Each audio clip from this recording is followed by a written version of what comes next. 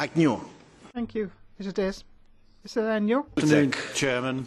And at the moment, hostilities will cease for a minute or two because I would like to congratulate you on your re-election as Chairman. You and I come from very different sides of the political rainbow. I'm more to the right, you're from the left. I'm British and you're not. And you must, I think, when you hear me speak, sometimes grind your teeth in rage and clench your fists in frustration, because you will disagree with everything that I say. But you always give me a very fair hearing, and I think that's excellent. That's true impartial chairmanship, and I think that's very important. And you also make a big effort to pronounce my name the way I would like it pronounced, which I know for you is naturally quite difficult. Right. Okay. War is now declared. Multi-cropping.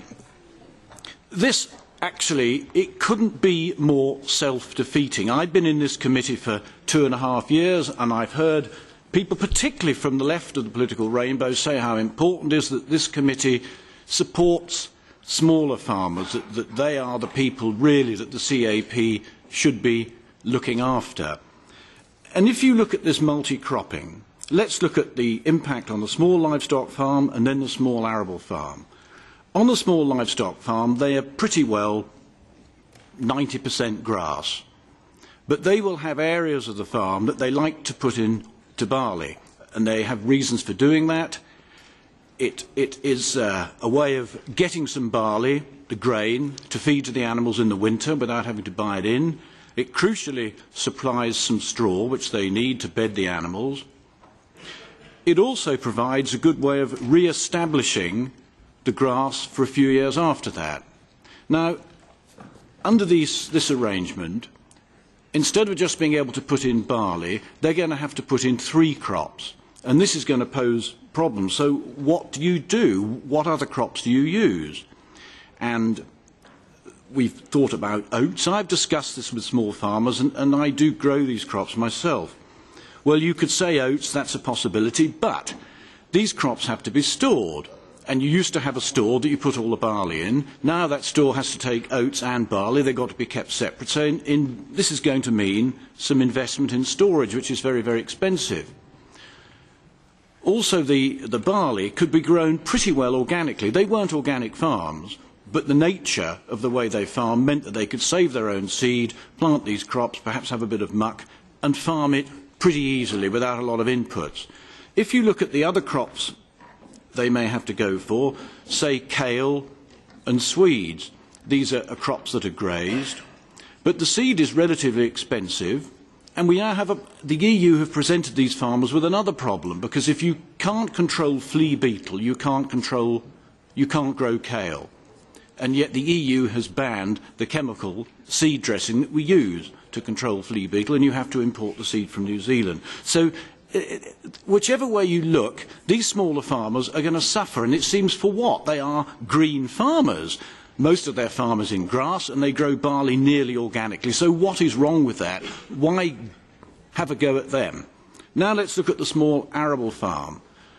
Let's say 100, 200 acres. These farms cannot support their own machinery. It simply isn't viable. So what they do is to ask a much larger farmer to farm it for them. And that larger farmer will say to them, I can do these jobs for you far more cheaply if you have all your farm in wheat one year and all of it in rape the next and all of it in barley the next, or whatever. They will actually be growing different crops, but it will be the same crop in each year. Now, if they have to split these farms up into a multitude of crops, it means the contractor has to keep visiting the farm to do these jobs. It's particularly frustrating at harvest time when you've got combines on the road. I see José Bové shaking his head, but I can promise you, José, that these larger farmers will give the smaller farmers a really good deal if they can block crop. The larger farmers, by contrast, their farms are big enough. They have these different crops on the farm anyway. They are growing 3 crops. So again, the smaller man is hit. I'm not one to help the EU make its policy, but if you really want to solve this problem, you should raise the thresholds of this considerably. If we're looking at the what some of us call set-aside and others call ecological focus areas at 7%. Now, we are told by, I've asked the Commissioner, Chilis, he said that existing features can be incorporated, etc.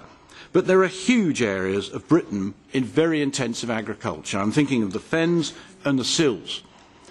And in the fens, you might say, well, they grow all these vegetables, they don't need the single farm payment, but the supermarkets will say it, you can claim the single farm payment, therefore we're reducing the price we pay to you. So they're obliged to have it. And yet those fen soils that aren't these ecological features, they are going to have to take 6% anyway out of production because they've only got 1% which could qualify. The silts, fantastic land, real grade 1 land. There's very little opportunity there to use what's there at the moment to count towards the 7%. They're going to take out large numbers of acres just for this. It does seem absolutely pointless. And of course, what is this all about? It's not to control supply. Apparently, if we do all this, it's going to improve the world's weather, and I haven't heard a really good argument that will support that. I would like to support George Lyon on what he said and what I'd call the slippage on eligibility, that there's going to be 2 or 3 years where new people will find it very difficult to get into agriculture. It will freeze out the new entrants. We had a chat here in the committee room about how to define active farmers. The worry is that large corporations will be claiming some single farm payment.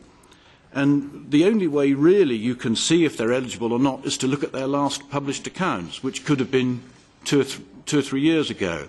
So that is going to be untidy. Just to finish on sugar, these proposals are going to upset both the beet sector and the cane sector, which is pretty good going. The beet sector feel this is far too soon for another dramatic change. In the previous change, it wasn't the least efficient who actually went out. We lost a lot of our capacity in Britain as one of the more efficient producers. It will take time to get that back to meet the new demand, and these quotas should not come in for at least another 7 or 8 years. And of course, in sugar cane, they are seeing the beet, people having their trade liberalised, whereas they're still constrained by quotas, and I'm told this could cost 850 jobs in East London. Thank you very much. Grazie, onorevole Agnew. Thank you very much, Mr. Agnew.